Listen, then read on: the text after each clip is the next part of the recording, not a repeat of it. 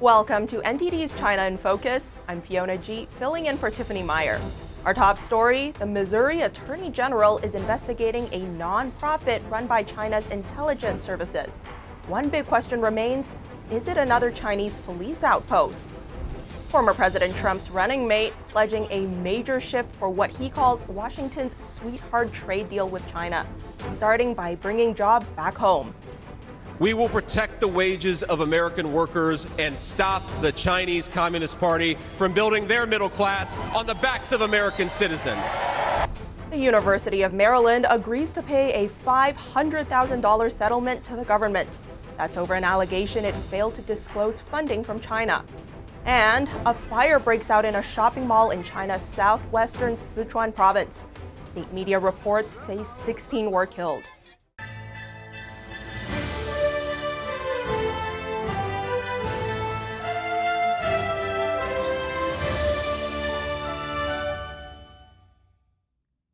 Before we dive into today's top story, we have some announcements to share. This week, NTD's Steve Vance and Tiffany Meyer will bring you live special coverage of the Republican National Convention. Former President Trump has been officially nominated as the 2024 Republican presidential candidate at the event. He's expected to officially accept Thursday evening. Take a look. The biggest Republican event of the year. 4 nights, thousands under one roof, officially nominating their candidate for president. America's comeback starts right now. Watch NTD's live special coverage with Steve Lance and Tiffany Meyer on The Nation Decides 2024. Republican National Convention, 6 p.m. Eastern from July 15th through the 18th on NTD News. Watch our special coverage of The Nation Decides 2024 tonight, Monday through Thursday at 6 p.m. Eastern. Now back to today's top stories. Is the Chinese Communist Party trying to set up a footprint in the Show Me State? Missouri Attorney General Andrew Bailey is trying to find out. Bailey subpoenaed a Chinese service center in St. Louis Wednesday after allegedly finding evidence that it violated the Missouri Merchandising Practices Act. The question is whether the facility is another Chinese police outpost. The service center is run by China's United Front Work Department. The agency seeks to influence other countries' foreign policy and collects overseas intelligence for Beijing. The agency also has 6 other branches in the U.S., California, Minnesota, Nebraska, North Carolina, Texas, and Utah, according to a report from the Daily Caller. In 2018, U.S.-based representatives from these Chinese service centers met with officials from China's policing authority, the Ministry of Public Security. The representatives said they're using new technology to conduct so-called cross-border remote justice services overseas. Their ties to the United Front Work Department have raised concerns. That's because Chinese public security officials worked with the United Front to set up over 100 police stations around the world, including in the U.S. Chinese authorities say the offices help overseas Chinese with passport services, while human rights groups say they help Beijing harass and track down dissidents living in the U.S. In 2023, prosecutors charged 2 men with running a Chinese police station in Manhattan. They allegedly tracked down Chinese dissidents living in the U.S. and joined demonstrations against Falun Gong, a spiritual meditation group that has come under brutal persecution at the hands of Beijing. Now just imagine the NYPD opening an undeclared secret police station in Beijing. It would be unthinkable. According to a report from human rights organization Safeguard Defenders, overseas Chinese police stations helped Beijing persuade dissidents to return to China. China considers these people fugitives, and Beijing was able to get over 230,000 such people to return to China between 2021 and 2022.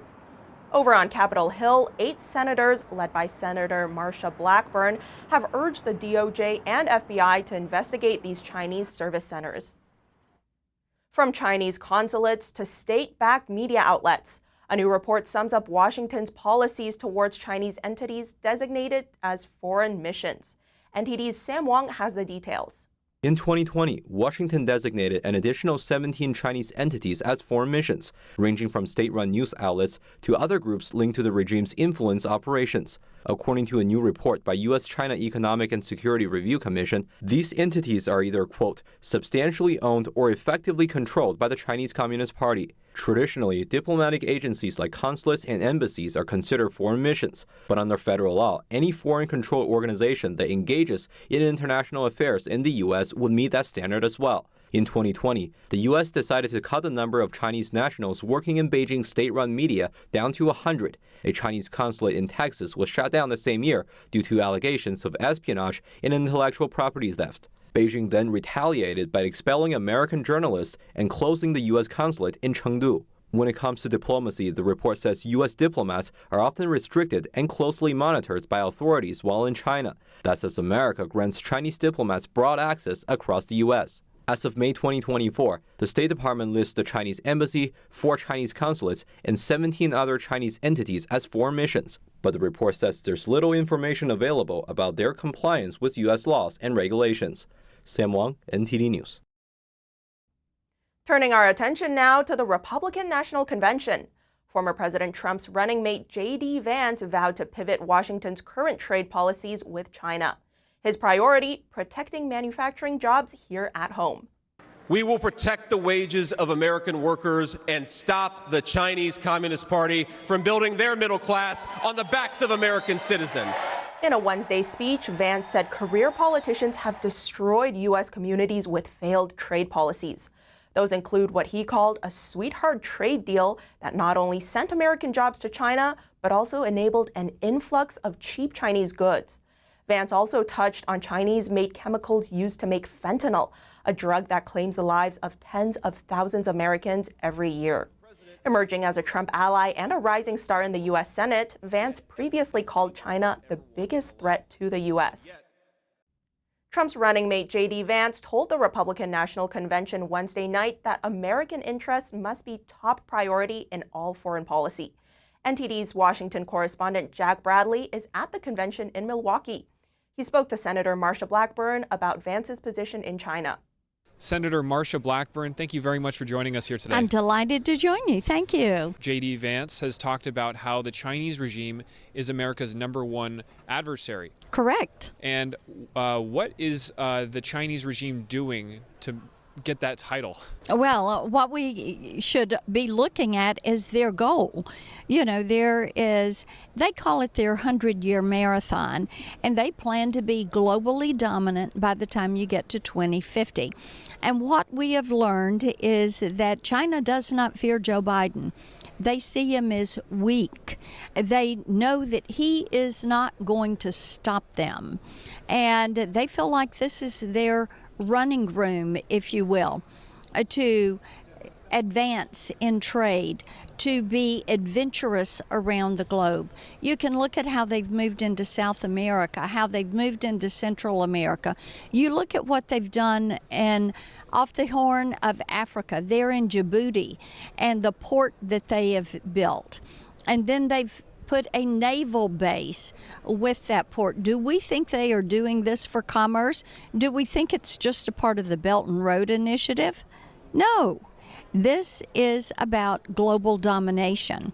And you look at the axis of evil, Russia, China, Iran, and North Korea, and you know that their intent is to take down the U.S. We believe in freedom, free people, and free markets. What they do is to go in and be able to rule people and to dominate and to transform into their image. And that's not what we do. It's not what we believe. We believe in freedom. It is important that in all of our actions, whether it's legislation, whether it's diplomatic, that China realize we see them as an adversary, not the people of China, but the Chinese Communist Party. And it is important also, you mentioned Taiwan. Talk to me about what the Chinese regime is doing to undermine America here without firing a single shot, known as unrestricted warfare. What China is doing is their propaganda machine, and of course we have seen this play out in sister city programs. We have seen it in these Confucius institutes and Confucius classrooms. That's all part of the soft propaganda that China is forcing into American society. We also know that the CCP has established in different places their police stations, and that they try to surveil Chinese nationals that are here in the United States. We're aware of some of that activity. And then, of course, you always have the general spy activity. The American people saw this play out with the spy balloon that drifted across the country not long ago. Senator Marsha Blackburn, thank you very much for your time here today. Always good to see you. Thank you. And now, a closer look at what Virginia Governor Glenn Youngkin discussed in an interview with Bloomberg about China. Here's what he had to say. China is not just a rival. They're trying to dominate the world, and they're trying to do it at the expense of the United States. They use economic imperialism to do it. They saber rattle, and on top of that, they use every ounce to infiltrate every bit of the U.S. Economy to understand how they can influence it. What that is translated to is a real recognition that we need to not only protect ourselves against China, but we need to fight back. And so the tariffs that President Trump imposed on China when he struck the first Chinese deal were critical in order to rebalance an unbalanced situation with China. And companies that are doing business in China, take Ford, for example. I mean, here's Ford, who has a big market share in China, and then they want to build an electric vehicle battery plant in the United States. And I can guarantee you that the Chinese government put immense pressure on them to use cattle technology in the United States. And now we're seeing that cattle technology is being banned by the U.S. military because they're worried about the influence from the Chinese Communist Party. I mean, this is the way China does business, and we've got to make sure that we're fighting back. A $500,000 settlement. The University of Maryland has agreed to pay the federal government to resolve an allegation from the Justice Department. The DOJ says their researchers didn't disclose funding from Chinese tech giants when applying for federal research grants. Here's more. Federal agencies require grant applicants to disclose all foreign support. The DOJ alleged 3 researchers from the university received 5 federal research grants between 2015 and 2020, and at the same time, they were working on projects funded by 3 Chinese companies, Huawei, Taobao, and Alibaba. The Justice Department said the researchers didn't mention their foreign support when applying for grants from the National Science Foundation and the U.S. Department of the Army. The University of Maryland admitted that they got the funds from Chinese companies, but said the settlement is not an admission of wrongdoing. Its vice president said the situation was the result of good faith interpretations of agency disclosure guidance or unintentional clerical errors. A top Taiwanese official saying Thursday that the island's defense spending has hit historic highs, standing at 2.5% of its GDP. This in response to former President Trump's remark that Taiwan should pay the U.S. for its defense.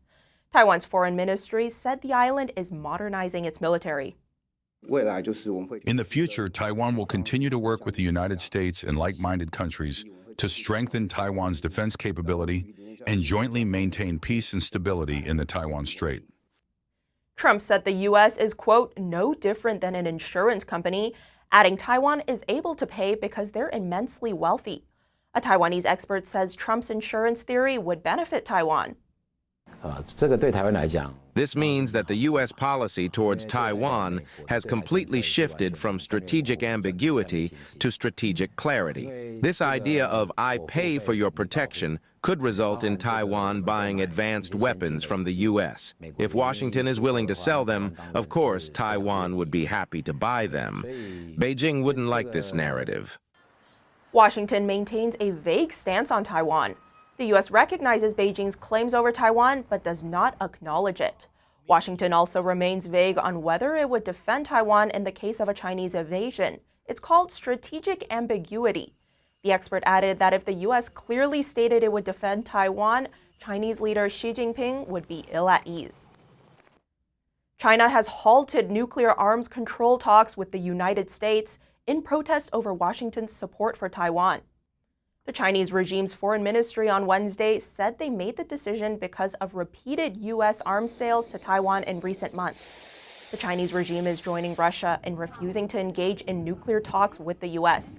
Analysts say the decision deals a potentially serious setback to global arms control efforts. The U.S. State Department reacted to the news, saying Beijing's approach undermines strategic stability and increases the risk of arms race dynamics. A fire broke out in China's southwestern province of Sichuan Wednesday. State media reports say 16 were killed. NTD can't independently verify that number due to the regime's history of covering up casualties. Let's take a closer look. And a video clip shows a black smoke pouring out of the large building and rising into the sky. There were still people trapped inside the building at the time of filming. It's unclear how many were inside when the fire broke out. 75 people have been evacuated. The fire has been put out, and a preliminary investigation shows the incident was caused by construction work. That's all for today's China in Focus on YouTube. We're now sharing a shortened version of our program here after being demonetized for 3 years. If you'd like to support us, consider donating. Find us at donorbox.org/China-in-focus or subscribe to our partner platform Epic TV, where you can watch our full episodes. Just click the link down below. Here's what to look out for in our second half. Press against press freedom?